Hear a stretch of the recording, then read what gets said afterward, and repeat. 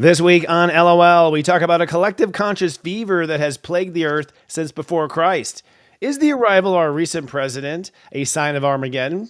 Psychic medium Scott Cruz, myself, and special guest David Palmer talk about how this may be the last years on Earth. So maybe it's turkey and beef this year for Thanksgiving? I don't know. I'm going for beef. Where's the beef? Where's the video? I don't just talk stuff and repeat stuff. I'm living this stuff. And you can thank me for covering your astro. Leading out loud. Leading out loud. Leading out loud.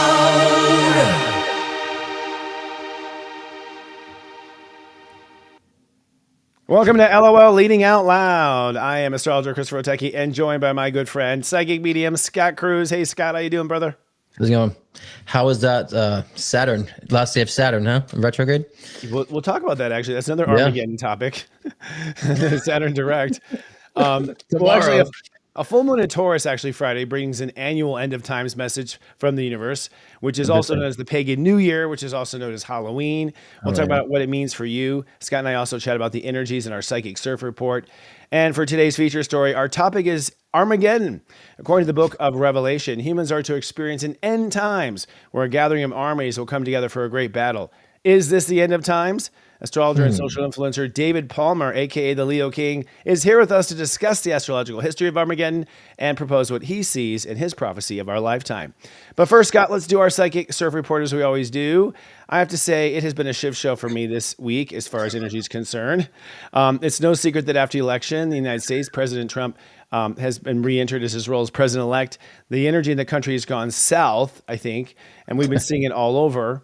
But I actually marked this not so much as political, and I said this last year, but Scorpio energy. You know, Scorpio energy is tumultuous. It's black and white. I find that, you know, people tend to give each other ultimatums, like it's my way or the highway. And the only time you have the, you know, reproductive organs to do that, I think is in Scorpio. You know what I mean? Like otherwise, you kind of go back to your meek, timid kind of role. Sure. The energies of this prior week are sort of building up, and I'll just give you the foreshadow astrologically of what's happening. You brought it up already. First of all, we have a full moon in Taurus. That happens on Friday morning. Now, that full moon is typically the Halloween full moon. It's also known as the Pagan New Year. The pagans celebrated New Year with that full moon in Taurus, which became, the moon of Halloween. But it doesn't always stick around Halloween. It moves around, as planets tend to do, and moons. And what it means spiritually, energetically, is a rebirth, a pagan new year, because Scorpio is death and Earth, Taurus is creation. And so that is the line. So we are up against a little astrological Armageddon on Friday morning. But I think probably sealing the deal that it's Armageddon, Saturn stations direct early that morning, which means karma is now moving forward again and shift will hit the fan according to karmic and whatnot. So you could say it's going to be, it's been high seas for me and my subscribers and my team at Sirius Joy. We've all been sort of a little bitchy with each other. You know what I mean? Like everyone's been a little bit of a biatch. A little? Yeah. Has our team been hard too? I know Adam always is. Yeah. The director. What do you experience? I mean, what have you been seeing in your own following? You do a show on Thursday nights. What are you picking up on? I always say, the magic of astrology is like harnessing the energy either for empowered or disempowered. So when I look at certain phases or cycles, I say, okay, how can I harness the energy to empower myself, not to be disempowered? I think when we're unconscious to what's going on astrologically, we could either sabotage ourselves or, limit to what we're trying to accomplish. So in this case, I really feel like, especially with individually and collectively, we're going to kind of see people reveal themselves for who they truly are. So there's gonna be like that mask kind of making its thud, I would say, and a lot of this will be unconsciously or unintentionally. So pay attention to your relationships this week and how people are communicating with you, because I also think it's a good time to reveal who you truly are. A lot of people have been holding back. I think right now is a perfect opportunity to start expressing the things you've been kind of being constipated on, and letting that flow out, and so you can reveal your true nature. And so there will be a lot of that conflict. People bumping heads a lot. Adam, our producer, had some bumping of heads last night at his game. too. Literally. And so literally he's all bruised up from that. So, I mean, we need to pay attention to this, but in the same token, I always say this could be a disempowering stage for you where, again, you can feel defeated by other people's points of view and demands, or you can stand up and reveal your true nature and not take that shit. So, what's interesting is there's a that's not even a planet. It's a calculation called Black Moon Lilith. I don't know if you're familiar. Okay. But it's sort of like the Antichrist of astrology. It's this energy where we track it where it is. It has to, it's either a dust cloud or it's like the space of the moon's orbit, whatever it is dust actually cloud. Scientifically. No, that is Waldemath, a version of it. This has been apparently viewed a few times through telescopes, but it symbolically indicates we're all, where Lilith, the first wife of Adam, comes back for revenge or whatever. Point being, she is at step 14 and 15 Libra this week, which means basically the Lilith or the dark side of people are coming out in their relationships. Sure. Which I have seen in a couple. I mean, I'm seeing lots of cases where people show me sides of myself like, Jesus, I didn't know you had that in you. It's like, I don't know, so I think you're right that there is that, that's coming forward. And the planets also suggest that this full moon in Taurus is at 24 degrees, which actually has to do with your relationship to the future. So technically, this year's full moon in Taurus, to me, my interpretation is that you're going to let go of an old marriage you have to reality or to creation or to the future. I've seen a lot of I've seen a lot of Twitter's X posts saying they're leaving the country due to the president. So they're changing their future. They're no longer Americans, apparently. Which I think is harsh. Again, that black and white harsh, like, you can just turn off the television. You're not my child anymore.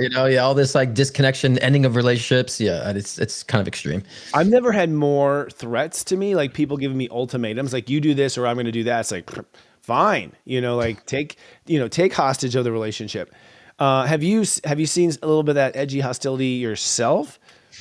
In my personal life, I've been seeing others, having those experiences with others in a sense. Me, not so much. I've been seeing it more working in my favor. I've been seeing a lot of synchronicity this past week. Things really fitting together. So, but for me, like I said before, I'm starting to realize, oh, this is who I really am, right? Because I've always been focusing on other people. So it's actually shown to me who I really am. So those in the empowered end of the spectrum will start feeling that sense of self and sense of synchronicity. So yeah, but I've noticed with my clients, there's been a lot of that opposition, a lot of demands. And I think, look, we can be saying it's a negative experience in the process, but I think at the end of the day, we do need to refine and we do need to kind of separate in order to come back together. So I don't think the separation period is necessarily a bad one. I think it's needed in order for us to regroup, reconfigure, figure out what we need and come back together at a point where we're stronger. So I always say this is a positive thing that needs to be done, needs to happen. That's why it's happening. The astrology has got some interesting points as well. Saturn direct actually in Pisces is huge. The last time was the early 90s. David can probably talk to that. And it's only, every 30 years we're forced to face our karma. Right. And that's Saturn in Pisces basically. Saturn stationing direct says, hey, okay, you've been given the chance to clear out your karma. The bus is leaving without you. And I think there's two aspects that happen. But my point is that what's going on here is not so much the shit you are upset about in the present. Right. I think there's a lot of projection. I see people overreacting to small things. And when that happens, it's because this has been bugging you for centuries and it's happening again, right? I even think with the elect President Trump, I've made the prediction. I think it's bringing up all the times where people died under Mussolini, died under Hitler, died under, Attila the Hun, so I feel, there's other projections going on, which absolutely. Which means that I think once we get over this particular, would you say, constipation flowing out? That's what I'd say. I'd say we are X-laxed for a long time. Right. Yeah. But the thing I think is important to notate and to be conscious of is that we're all going through this collectively. So we all somehow are on similar parallels here too. Yeah. So the minute you start blaming people and stuff, like, understand, like, it's a reflection of karma, like you said, that then we're resolving, being forced to resolve, which is for the sake of humanity, but also our own individual soul expressions and evolution. It's needed. So we should really take heed to these times. And so, but we're on the same parallel for a reason. So. Yeah. Have you witnessed a timeline shift that like a distinct where some people are just on a whole nother world clearly? I noticed that back in 2015. I noticed that. Right. Yeah. I even wrote a song about the world's diverging in two. Like you really, actually, even before 2015, like 2014, I think, I think that's a good thing about Trump. Now people, whether you for him or not, I'm a moderate. So I don't believe in the two-party system anyways. But I think that we needed to divide to wake us up. I think we can look at the divide that's happened saying, oh my God, we're not in sync. It's like we never really were in sync, and I think it's just kind of just revealed it. And so I think this divide needed to happen. So I like I said before, I think a lot of people who didn't have voices now, and they're standing up and speaking up. So it's bringing a lot out. It's just chaotic. It's a lot of garbage, a lot of purging going on. But I think that's for us to, in time, evolve and to know how to come together more realistically, and more consciously. Yeah. I'm seeing a lot of people cover up too. I'm like, I'm seeing people be like, okay, have a good day, you fucking Trump MAGA idiot. Like people aren't really expressing it. They're kind of keeping it to themselves. They're not really projecting onto each other like the media would say we are. I feel like a lot of it is media hype and not even real. I see Republicans and Democrats, shopping at the same stores everywhere. You know what I mean? Of course, yeah. It's actually after the election, I noticed too, and I'm in a very liberal city. I'm in Palm Springs, and everyone just seemed relieved that it was over. So people seemed like light energy. It was kind of like I thought it feels more tension, and I really didn't feel it out and about. It felt more light. It's over with. It's done. Let's move on. We did it before, so I think I agree with you on the narrow perspective that the media kind of shines on these things. For sure. Too, I think it's to me the media and politicians really kind of gaslight humans. Oh yeah, there's a lot of gas, that's for sure. That's right. Those crop dusts we were talking about earlier. Right, exactly. Well, moving into after this full moon, which apex is literally in the next 24 hours, it looks like there's a lot of interesting, strange times ahead. I'm just going to put out there. We can talk about it with David as well. But next week, to predict next week's energy, and I'd love to hear your psychic third eye on it. We are wrapping up Scorpio, so it's sort of like throwing in the towel to maybe what you'd hope for, whatever. Really, the divide, I think, technically happens after this full moon in Taurus, where some people are going to manifest a future where life is hell, and some people are going to manifest a future where life is just dandy. And from that point on, we sort of seal the deal, and then we go into Sagittarius, and Sagittarius is like, la, la, la, la, la. I'm just listening to my lyrics and what I believe is true. And so I think basically the divide happens. It's like people start to go to that wormhole. And then moving forward, we have Mercury retrograde, which means now we rethink the fact that we're in a different land. We're not in Kansas anymore, Toto. And then we have a 6-week Mars retrograde in Leo, which also is I've lost, my heart is lost. What will I do? Or my heart is won. What will I do? So we sort of go down. The point is like this is the last moment this next week of I think where it's going to be in the world. People all retreat to their tribes and cults in December.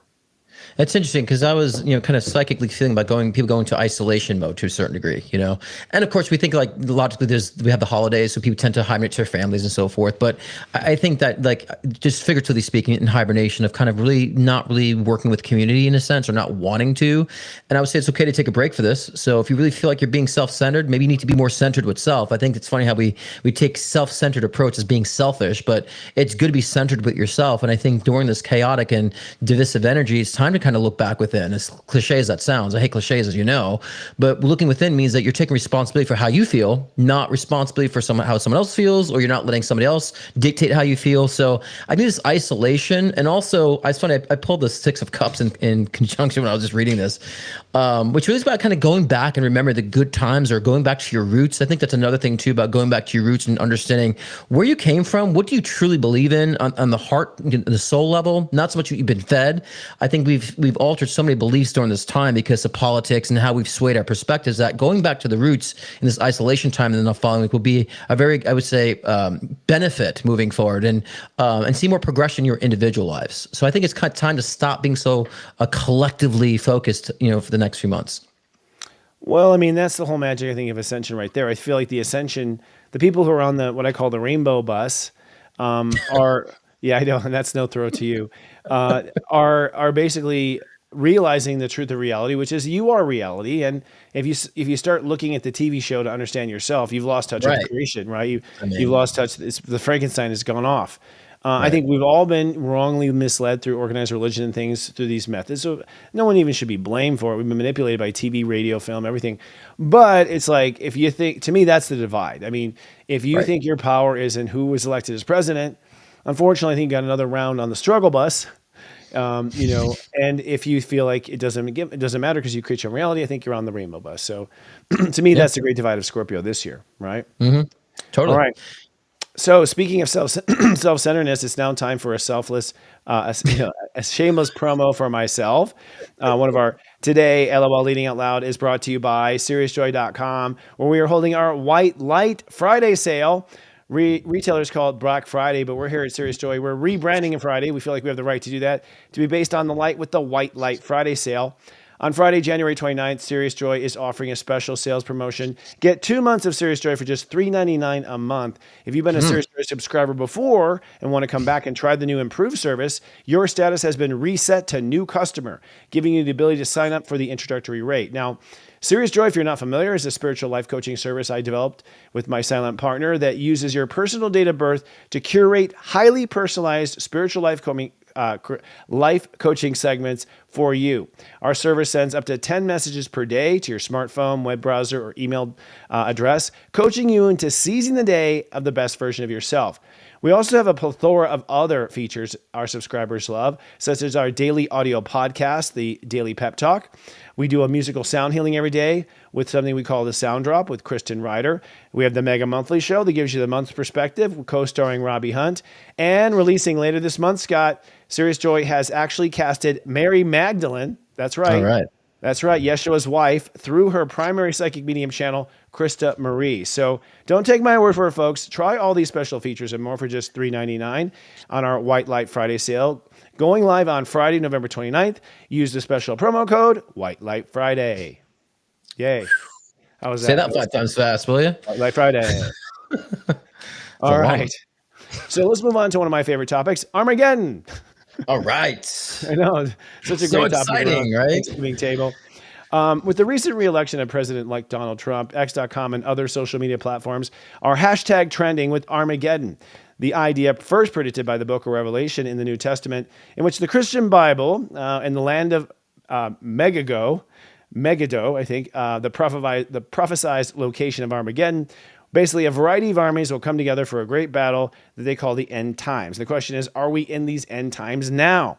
So to discuss the topic, we have a special guest today. From the perspective of astrological history, we've invited a fellow social influencer and astrologer who has partly made a name for himself through retro-analysis of astrology and history, particularly on his independent platform and app, High Vibe TV. So welcome to the show, our special guest. And this is the first time he's been on the show, the Leo King, David Palmer. Hello, David. Welcome. What's up? Dropping I've been snaps. doing astrology with you, Chris, for 15, 16 years now. I know. We're going to just be old men. Like, it's been 50 years. It's been a long I know. time. It's true.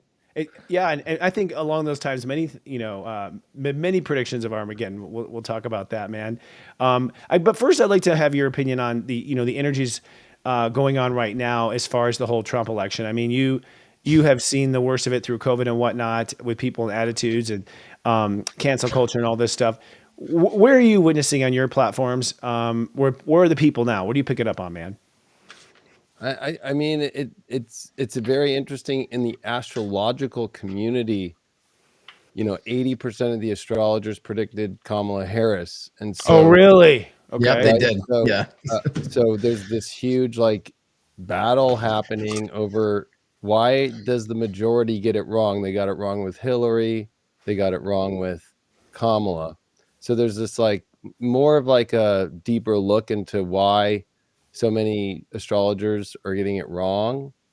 And then there's also this kind of infighting happening of the people who got it wrong with their own fans being mad at them. Really? I don't think you should be mad, right? It's a 50-50 situation, right? Yeah, and I totally. think what people are picking up on, though, is I do feel like everybody's not going to be happy in a way because it's whether it's Trump who won or does Kamala become president for a month before she leaves office. Maybe they did predict her coming president.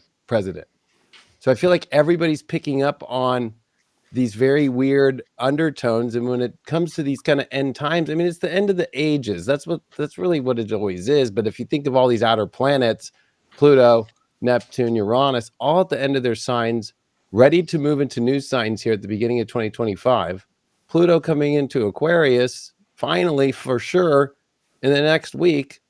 I mean, this is where everybody's feeling on edge to this huge new shift. Okay. And however that goes, it's all meant to be, the way that the pieces are. I always like to think of, well, the end of Pluto Capricorn is the end of all these systems, and all you're hearing with Trump is he's got a bunch of Democrats that are in there, right? It's more of this unification of like, let's gut all these things that have just been wasteful.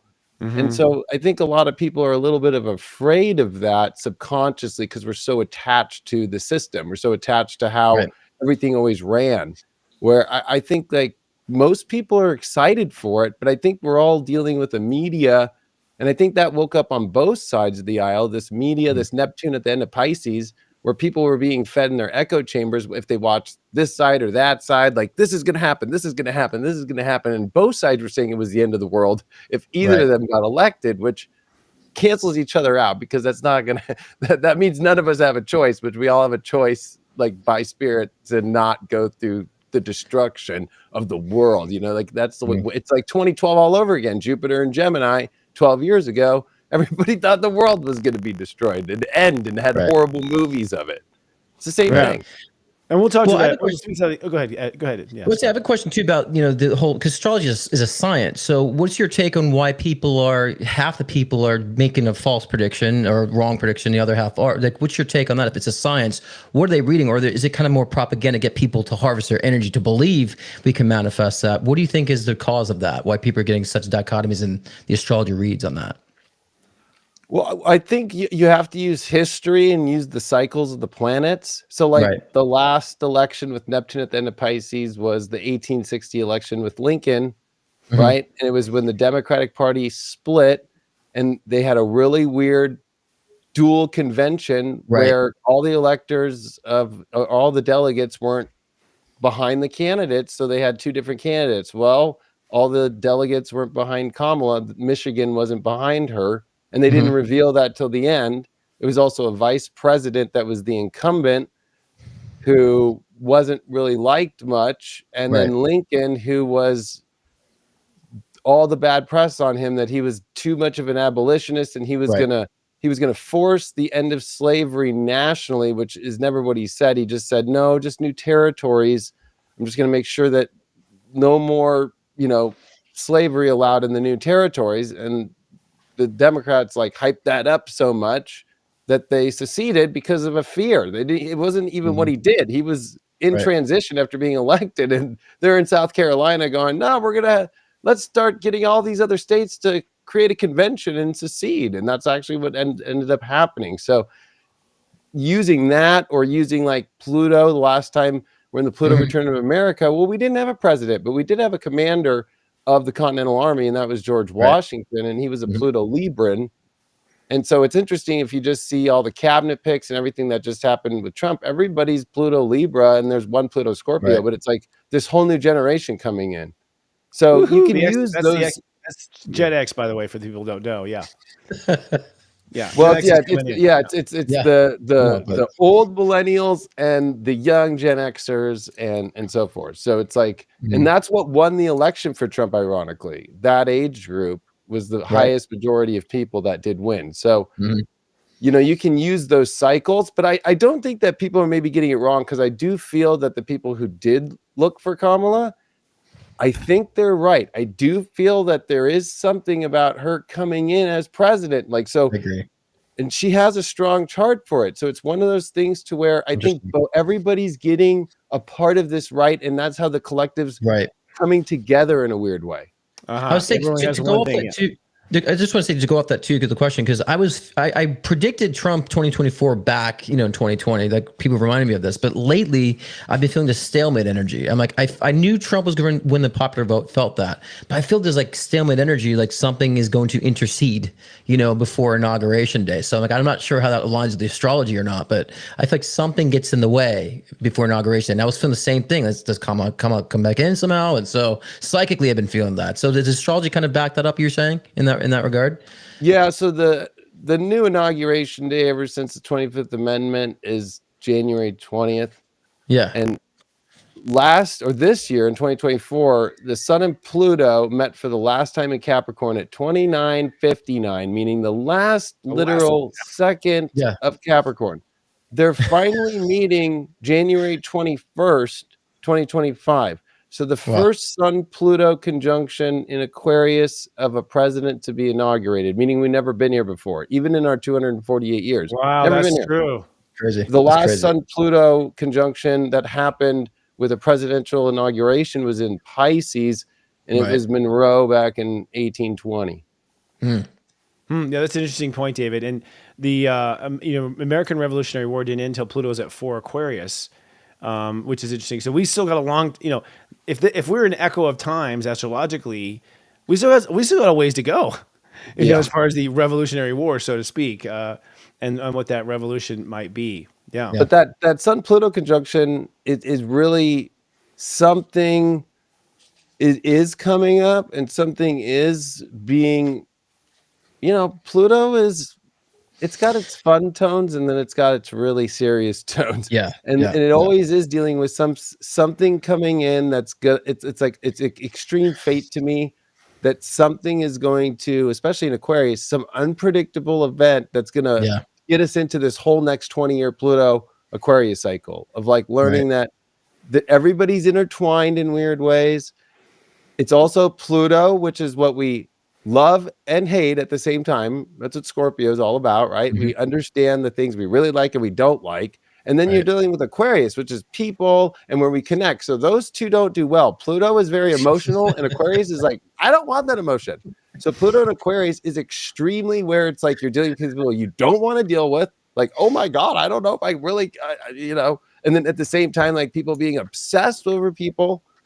And some people that you can't get rid of because Pluto doesn't let things just like go away easy. But Aquarius wants to get away. So it's kind of that thing where we all just can't run away into isolation anymore. That world isn't going to really work. Pluto's going to, force us to look deeper into these things. And also force everybody to connect on a more deeper emotional level, which if you think we've already been there, it's like, nah, we haven't been there yet. Yeah. I'll say, just speaking of what you said, David, and also Scott, in regard to something funky happening. First of all, Pluto, Scorpio to me will hold out to the very last moment, right? Sexually, everything, right? Like they will hold out. And Capricorn will hold out just out of greed and control power issues, right? So Pluto and Capricorn, to me, you're going to see in the very, very, very, very, very last hour, 29:59, some last minute somethings to sort of steal that football or whatever. So I think the astrology speaks to that. When you speak about a world event or something that no one's considered, what do each of you think about instead of a fake moon landing, a fake alien invasion happening? That seems to be a real potential. I mean, they just had the UAP hearing yesterday, and we're coming out saying, the UAPs and all that, it's an alien,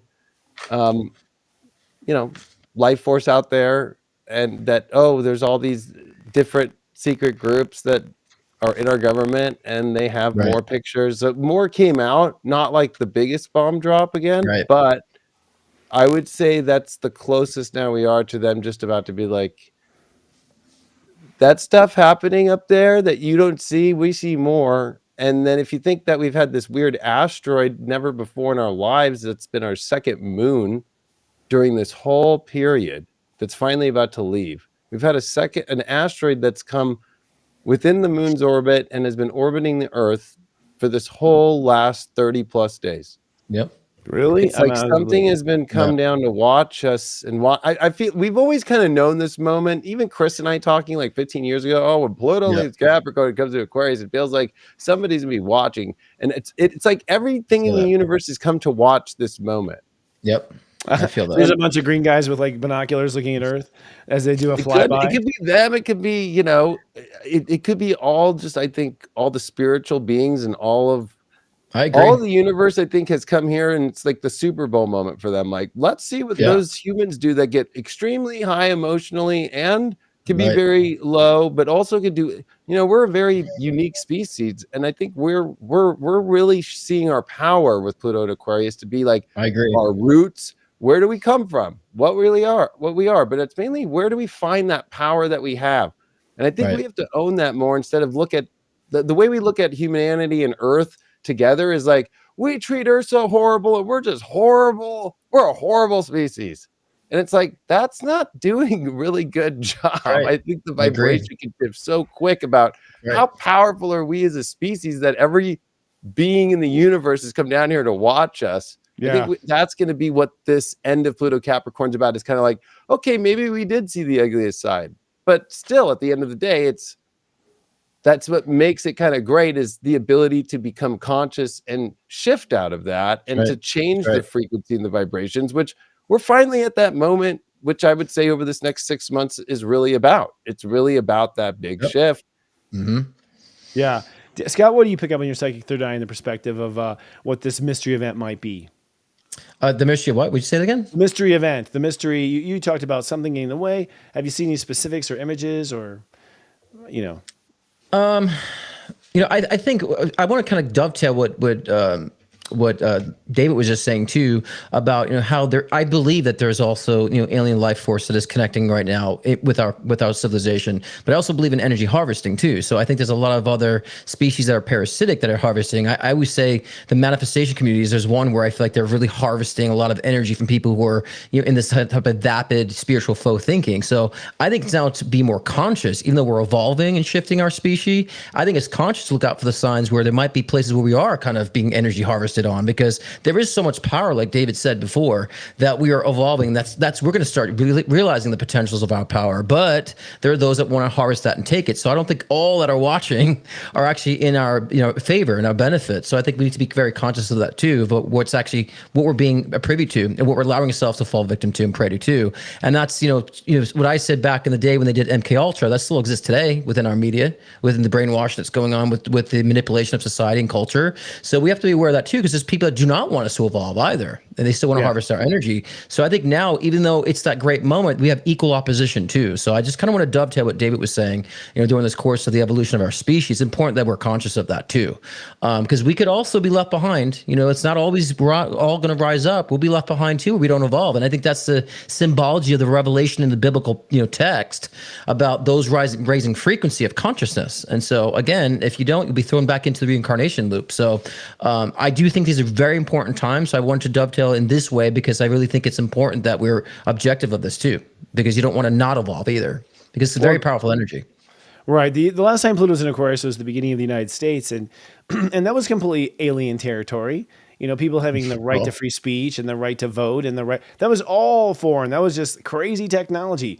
Interestingly enough, we have a friend of the show, Wendy Kennedy, who channels the Palladians, and we had a chance to interview them off camera, and the Palladians said the same thing, David. Everyone is showing up to watch. This is like the big popcorn reality moment, the Super Bowl of the galaxy, and apparently, according to the Palladians, it's because it affects them. They are so sensitive, according to Wendy and the P's, that nuclear testing fucks up their television. Right. Like screws up their stuff. It goes to the universe. That's why they don't want nukes. They're not so they're not so concerned about us destroying ourselves again. It's it's the smell of the fart that the Earth puts off into the galaxy that is the issue. So I agree. We've been here before. We've been here in alien times and whatnot. Just look at the beginning of the United States, like how people were grappling with these new powers and how the Bank of England was trying to shut them down. Like we're there again. And segueing back to you, David. I mean, we've talked about this off camera thousands of times, but Pluto is in Capricorn Aquarius. That was the American Revolution. Neptune's about to go into Aries next year. That's the Civil War, right? Uranus in Taurus was World War II. This is the accumulation astrologically of at least 3 major history-writing world conflicts all in one. What's your take on that? Well, yeah, you're right. It's all of our 3 biggest ones of wars, right? Revolution, civil, and going into World War II. But I look at that as, okay, it is serious. With Mars in opposition to Pluto as it's moving into Aquarius here, and Mars for the next 7 months, going to retrograde from Leo back into Cancer starting December 6th. We haven't actually in our lives seen Mars in Leo back into Cancer. It's always been Mars retrograde in Leo or a Mars retrograde from Cancer. So it's going through both in the opposition as Pluto's moving out of Capricorn into Aquarius. So it's both those axis points. And so Mars and Pluto in opposition is very volatile. So you add to these outer planets. And what we're going to have to face here is like, how are we going to bring that love and that comfort back into a world that we've maybe been MK Ultra, because that's one thing. I'm glad that you brought that up, Scott. Because there is that, like, are we going to allow all these powers of control that really are just convincing you don't have control, right? Like, Right. and then at the same time, there's that Pluto and Aquarius and the Mars retrograde in Leo that's like, hey, you know what? We have to find a way to express ourselves and find ways to connect. And I think Uranus and Taurus is going to be the interesting part of this, because with Pluto and Capricorn, it disposits Saturn, which is in Pisces. And so we're all feeling this sloppiness after, you know, the pandemic, all this stuff. When Saturn comes into Pisces, it's always like, oh, it's just like everything feels like I'm behind by so much. I'm behind. And it, with Neptune being there, the ruler of Pisces, the last time Saturn and Neptune were in the same sign of Pisces was in 1523. So it's been 500 years since we've seen Saturn, Neptune, and Pisces, but they won't meet there. They're going to technically meet in Aries in January 2026. So that's the starting point of all astrology, the 0 point of Aries. So there is this whole new identification spiritually, but also making sure with Saturn that it's not too out there, because Neptune in Pisces and Neptune itself, there is no boundaries. It's the widest, you know, frequency of the whole universe and this whole understanding. I mean, it's like literally an acid trip that you're like having that moment of like, I see the whole universe, but like, you know, that's reality, and going to the kitchen and figuring out what to do in there. You don't know what to do at that moment when you're in that. Totally. So Saturn is bringing us back to how do we integrate that view, because I think the last, you know, since 2011 when Neptune came into Pisces, the world's had a huge spiritual wake up, but then there's been the downside of like whether we get too lost in things, whether we get too caught up in the media part, or we come into some, you know, too far with some of these things. There is this moment where I feel that it's different with Saturn meeting with Neptune here to actually give us a way to bring these amazing spiritual things into actual, like, not just practice, but actually into form and new structures. Because the funny thing is the universe is ending old structures, Pluto ending in Capricorn, and then it's giving us a year later, Saturn, Neptune at the 0 point of Aries, bang, start the new structures. Like, it's not like the universe is just like tower carding us, having us do the star forever. It's like, no, I'm kind of getting you guys into gear now, you know? So it is a quick wardrobe change. And I was just going to joke about how Neptune and Pisces is sort of like serving alcohol at an AA meeting. You know what I mean? It's just like, it's like this enabler. And Saturn, you're right. I think, David, like Neptune's like, could be this, could be aliens, could be your imagination. But I think Saturn's like, no, it's fucking this. Yeah. Like it's sort of that determiner, or at least the ability to determine, or maybe people will be able to commit to the, you know, the crazy vision right from the get-go. You know, they'll be devotional to the, you know, to the what's the word? Being out of touch with reality. I'm looking for the word for it. I guess I'm out of touch. So I think you're right. I feel it's gonna be a fascinating defining moment. And with them coming together in Aries at 0, like in my world of lingo, that's a Pluto degree. So to me, that conjunction says, hey, this conjunction is sponsored by Pluto and Aquarius. You know, where we're gonna elevate. We're gonna use this energy to elevate. We're not gonna use this energy to break down, control. Because Saturn, Neptune, and Aries could also be interpreted as, you know, some king in Mongolia somewhere saying, "I am the ruler of the world, and I know it, and I'm going to prove it." And they do prove it. You know, can you think of astrologically, you know, another moment like this, David, with where we have spirit and also Earth, Saturn, and Neptune. You know, Saturn and Neptune coming together in the same force. I mean, in 1523, it was interesting because the Pope at the time, the printing presses had just come out.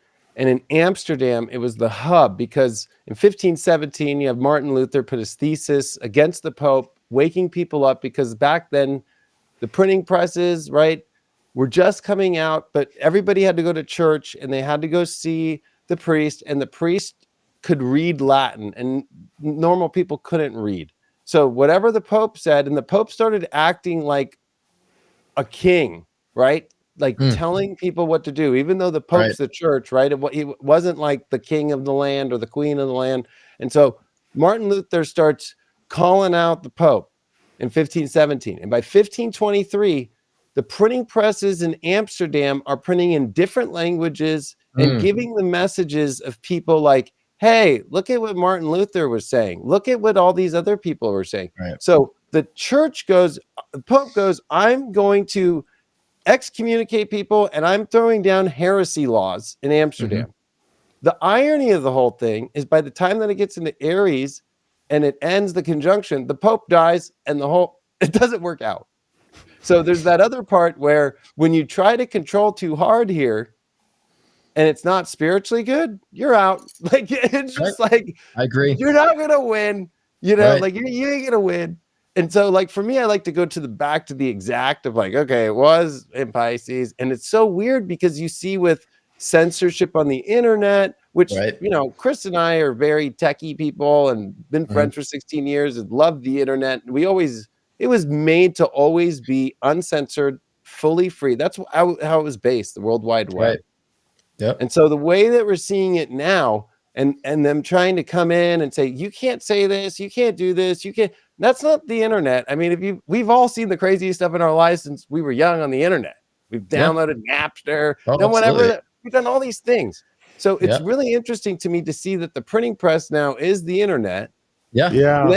And how they're trying to stop that, because we're talking about our governments that they work for us, like. Unless you unfortunately live in the UK or Australia or Canada, you guys got to figure that one. And that could be their revolution, because you're starting to see that too, right? Like they're kind of waking up now to like, what are these royals doing? Like they just sit around and do nothing and have money and get glamours. Like that whole celebrity glam thing is over too. Yep. Yeah. I predicted that years ago about celebrity culture dying. You got to see it from a mile away. That's becoming an end. And we talk about this Armageddon all the time. We think it's like the end of our planet, end of the species. Like, the planet's not ending. I mean, the way we go about functioning in the planet is ending. And so I think that's the evolution here too, is finding our power. I think the more opposition we've had with censorship, more people are speaking up. I mean, there's people that are lagging behind too with their realization.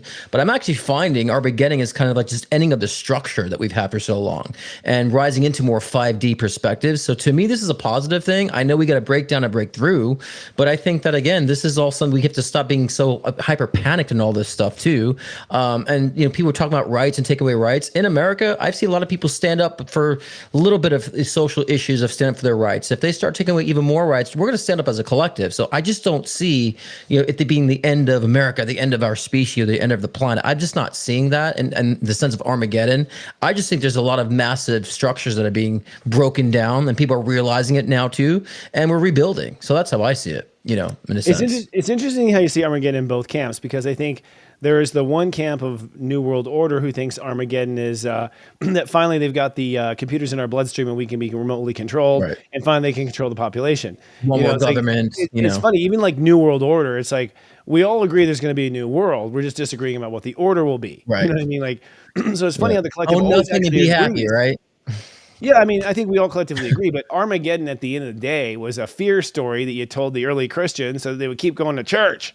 Right. You know what I mean? Like, it was a total propaganda at the time, I think, and and has been, whatever now devote belief in certain Southern churches, like it's literally coming. But I think we all kind of sense it. And David, you went back to it in earlier here in the show, which is Atlantis. Now, I personally believe in Atlantis. I believe I rode that bitch down. You know what I mean? Like, got off on a ship in the last moment. I feel like collectively it is our greatest wound. Like, that is Armageddon, that we have lived it before. We had everything in the world and we lost everything in the world and went back to tribal times and no microwaves. And oh my God, how hard was that? So I feel like, this whole projection of the end of times is really just us emotionally coping when it was the end of times. Yeah, I mean, or it's very Camelot. I mean, there's a Kennedy in the White House again. I know. So, and it's kind of interesting with like Trump, who's very Leo, right? Like energy, kind of an Arthurian figure. I'm still trying to figure out who Merlin and all the rest would be, but it's an interesting notion of both, right? Like this failure that'll happen in society, whether it's the spiritual Atlantis one, especially with technology, because Pluto and Aquarius brings that up. And if you think about going back to the alien part, right? It's 1947, Roswell, and after that, technology booms. So there's like that interesting question, not only of our own human understanding of who are we, where do we really come from, but the technology. Like if you think of the alien crafts that finally came here, that's when, it's not these little glass tubes anymore in the back of a radio. Just out of nowhere, they figure out how to make a television, how to start making computers. And now we're at this place where, is AI human? Like, is it, or was it like the aliens coming down here, setting the technology for us to be the robots that self-assemble instead of us looking at the robots? That's another fear, right? Oh my gosh, the robots are going to take over. What if we have been kind of used as little mini robots to create the aliens for them? Right. Yeah. Technology wise. Yeah. Yeah, it's interesting. And according to the piece and Wendy, both exist. You know, there are apparently, I mean, the other thing is there's an Armageddon going on in the universe. You know, that there's these pesky, you know, certain alien species who keep fucking it up for other species. Like the Pleiadians had to deal with them. It's like an infestation. They show up on your planet. They start turning your people into robots, changing your chromosomes around. So there's, you know, this is also a symbol of a galactic thing. I kind of feel like the biggest shift that I feel like we'll have collectively, probably the most powerful shift, is the fact that it's not the Earth, it's the Milky Way. Like, you know, that we see things in such small solar system terms. Right.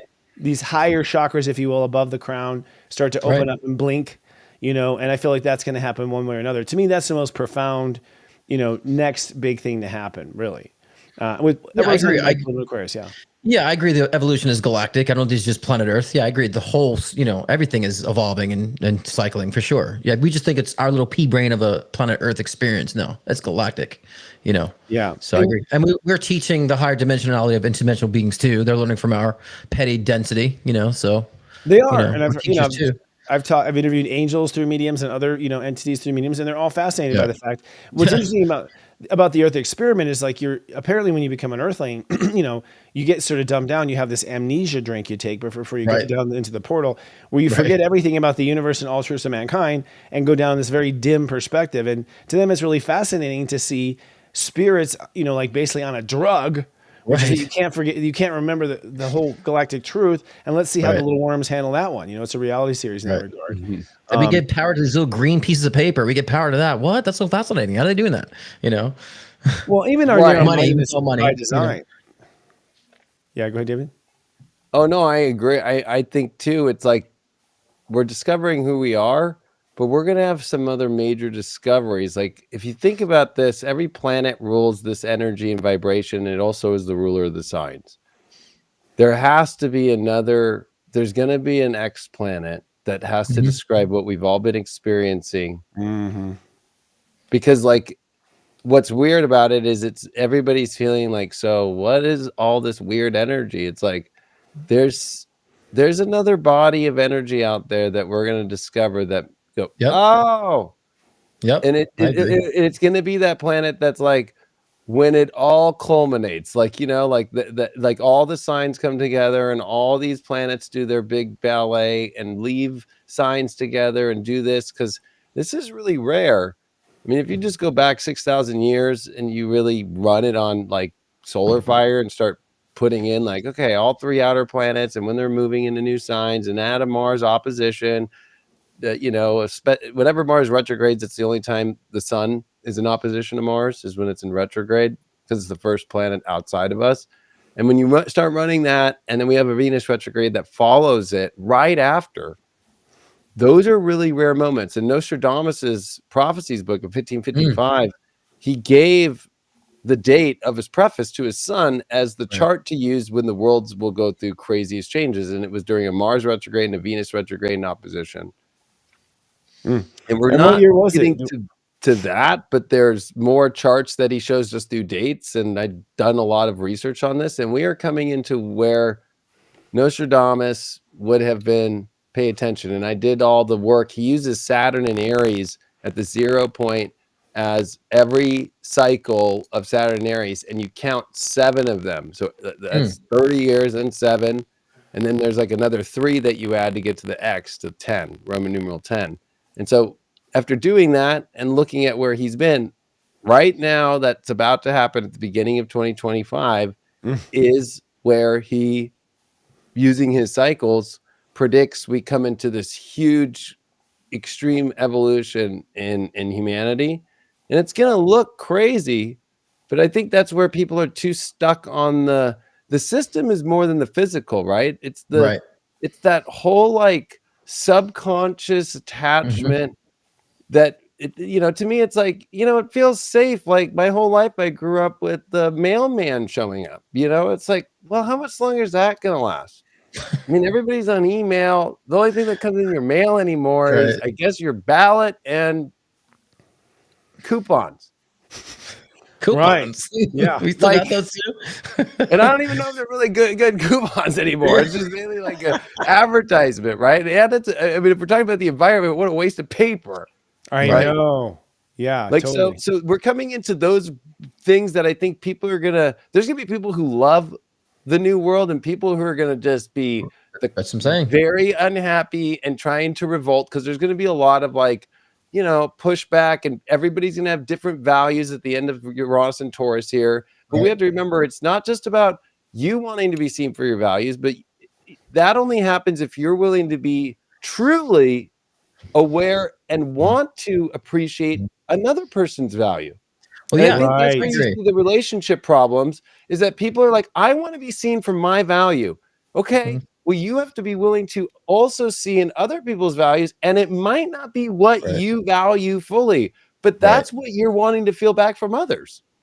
Yeah, and I also feel too, a lot of people's values are changing too. Say the past, like say decade, I think people had the wrong values or put their energy in so many different values. I'm seeing people's values starting to change too, and I also believe too the evolution of our values at some point is going to reach ahead where we may start be able to live in peace and harmony with different value systems and so forth. You know what I mean? I think that's where the separation comes of those who don't evolve. So because I've been finding more and more people, even when it comes to the election and politics, being more open to hearing the opposing side. And not being so quick to dismiss. I mean, there's still some that do, but I'm still seeing people kind of opening up and finding more ways of compromise with different value systems. So that's what I project too, or predict, is a lot more people be realizing their value systems have been off. They put in the values in the wrong things. So I'm seeing an evolution of that, moving forward too, which helps, the expansion. Well, Uranus, which is the ruler of Aquarius, is in Taurus, which is values. And right now, even this Halloween full moon happening on Friday morning conjuncts Uranus at step 25. So ultimately, I think what that does is create some sort of chords and allows us now to elevate to new values. When I look at values is what you put time and energy into, spending a lot of time and energy into this and spending a lot of time fight for the things people fight for, Yeah, totally. And so I agree. I've always said that the age of Aquarius is not some kumbaya. We're all doing acid and we're naked in the garden dancing together. Well, we'll do that too. Come on. Well, some gardens will. Yeah, there'll be some of that for sure. It's that we will sort of be like kind of a Texas energy, which is like, you stay in your lane, I'll stay in mine. Where it's sort of just like the way we get along is by agreeing that we don't have to all be the same. And I think we also have to realize that we've been under a spell known as Catholicism, known as Judaism, known as science. These are all brainwashing in lots of ways, to get people to thinking it's black and white, it's us versus them. This has been, if there's a conspiracy that is true, it has been this idea that everything is under one truth, this truth, the one I told you, And so we break free from that spell that there's only one truth, and then we get to the reality of life, which is like, it's actually any fucking truth you want. It's called creation. You know what I mean? Not paint by number, So we've been told it's a paint by number. It turns out you can actually paint it any color you fucking want. That to me is the big paradigm shift. And so Uranus and Taurus is, Yeah, but the goal is to be objective and unaffected, because I think that's when you truly evolve. When you can look at different circumstances, you're not affected by the negative, not affected by things that happen. You're like, I understand why it all connects, and that's how we can truly evolve too. And so I'm not affected by it. And so we can accept that. So objective and unaffected, I think, is the mastery of this reality, in my opinion. Go get that domain, objectivenotaffected.com right now. Oh, it's already stayed, honey. Oh, yeah. like George Washington was a Mason. And what's interesting is the country was based, not all the founding fathers were Masons, but the ones that you hear the most about were. And so it's interesting because in Masonry, it's everybody comes together and agrees that there is a God, but you don't bring your religion in. Yep. Yes, that's true. Right. So the foundation the great creator, I think, is the term they use. Yeah, and that, or the G, just God, right? Like that's why the G is in Masonry. Right. But it's like it's weird that the first foundational slab at the U.S. Capitol building that came at the end of Pluto and Aquarius was laid by Washington and all the Masons. Yeah. And so what's interesting is Pluto and Aquarius also brings up, the fake Illuminati has just ended, which was the celebrity culture with the, I don't know, all that stuff, right? Like they were just like sold at a Diddy party that you're in the Illuminati now. Yeah, you got There power. was no Illuminati like that. That was like some fake Illuminati trying to be cool or something. Like that ended, right? So what's going to be interesting is I think people are going to be like wanting to go to like no technology zones to go rave at a party and just be in pure bliss love, right? Out in the desert or out in like the Salt Lakes or something like that. I've been seeing that one for years, like this, like people going, okay, I'm out of a technology zone. No phone, nothing. Because Pluto is like, yes or no, all the way, right? So when it comes to Aquarius, it'd be like, no, you have a phone, you're texting, not here, like whoa. And then also technologies that also block, a lot of frequencies and shift frequencies because that technology is out there in the spiritual community and so forth. And so I feel that there's going to be like groups. If you take the Mason idea, I don't think it's going to be so like old school, like fraternal and sorority like style, but all inclusive together, male, female, anybody who wants to be whatever they want to be. And it's going to be more about these like areas where we go, okay, you might believe in that religion or that. We're all coming here to be humans that believe in this divine, and we're all coming together to enjoy that. And there's going to be these spaces, and there's going to be that area where it feels like you can do that. And that's kind of like the evolved version of like, I think the beginnings of really, which were the secret societies, which were carrying the old wisdom because the religions were after them, right? So they had to keep all that info, and they had to carry it underground. I always like to say, I mean, I'm an astrologer. I don't know if I'd want to put my TV studio like and build it in some parts of this country, right? Like the city council might be like, I'm the reverend on the board. You can't be doing that here, son. Get the exorcist out. Like, yeah. And that's why I live in California. Like, you know what I mean? Like, that's why I live in California. It's free. And there is no, future telling laws here or any of that stuff. That was all taken out in the early 70s. So, because there are states in America where you can do this work, technically. Yeah, technically. And I think that's the solution. The solution is you want to live that life, go to Alabama or go to California or go. Right. I mean, that's the solution, that you just go across the border and you go live in a different world, different laws and whatnot. It's a fascinating talk. David, I wish we could have some more time with you today because you do such great insight. For people who don't know, tell us where you are vibing. First of all, the High Vibe TV platform, which is amazing, dude. Been watching it the entire incarnation. You should be proud of it. You're sort of reinventing yourself right now. Where can people find you for free? Where can people find you for a small donation? The Leo King is where you find me anywhere in High Vibe TV, the apps, or the website. Right. highvibe.tv. I'm just putting it out there for those who may not know. Yeah. About the kingdom. Yeah. Very simple. Yeah, lots of great stuff coming out. I'm looking forward to collabs in the future, dude, and seeing where this goes. It's been an interesting ride, and like when we started writing together, this is the time we were focusing on the most, and here it is. So it's been quite a journey. It's been 12 years since you and I did a video together, and it was on December 21st, 2012. I remember that. Yeah, vaguely remember that. Wow. Yeah, it's been that long. Yeah, it's been a long time, and I know, and actually. God, we can talk about that too. I mean, I feel like I've seen the same cycles of the Jupiter in that same space, and from a new perspective, a little higher up, it's kind of interesting. Because I could have sworn back then, that we were about to live what we're about to live now. Of course, I might eat those words in 12 years. We'll see. No, if you rewatch that interview, you were dead on the money about everything. Okay. Yeah. Well, excellent. So you don't need to worry. You were right. It's not even that I think that astrologers are right. I think a true astrologer, it's 100% the astrology, and you know how to like not doubt that and just fully go, this is what it's saying. This is what it's going to do. Yeah, that's got me through COVID, all sorts of different little moments of other, apocalypses. It's just that, the planets don't say that. So fuck, they've been right to my whole life. I'm going to put it all on. I'm going to put all my chips on this one and go for it. So, but thank you, David. Thanks for having me on. Love you both very much. What you're both doing. Thank you. Hang backstage. We'll say goodbye there too. All right, everyone. Well, Dave, Mr. Scott, any last words on this as far as how to focus in this next week? Yeah, I mean, it's just we kind of summed it up in a nutshell, I think, in the whole 45, 50 minutes we were on. But yeah, I think it's really identifying the self right now, right? And kind of being in that isolation period and, letting people reveal to you who they are and reveal who you truly are and just kind of embrace that. Don't fight it. I think too many people are fighting that growth, And another thing I want to say too that came to mind today, I think it's a message that's been repetitive. I want to tell people too, there's people that are trying to heal too much. They are just so focused on healing. I'm like, stop healing. It's because a lot of guys don't need to be healed. You guys just need to grow. And I think right now is a good time just to grow. You don't need to be so focused on healing. It's just letting go of the outdated patterns and of the past and just rebuilding with new thought processes, because it's really about the growth most of the time and not so much about the healing. So too many people are so focused and emphasize their healing journey. It's like, how about you've healed? Let's continue to grow now. So I just throw that out there. I've been seeing a consistent occurrence about that in the past week. Yeah, and I was there once too, so I I understand it. The truth that I believe is that the only time you're not healing is when you're getting in the way of it. Like it's a natural process. In my step system, it's like step 11 is I come together. So right. The only time you're sick, is when you get in the way of the natural force of coming together.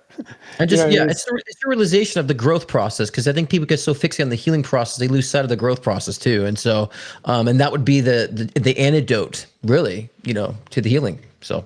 Yeah, the antidote to healing. That's a great topic. We'll have to come back with that.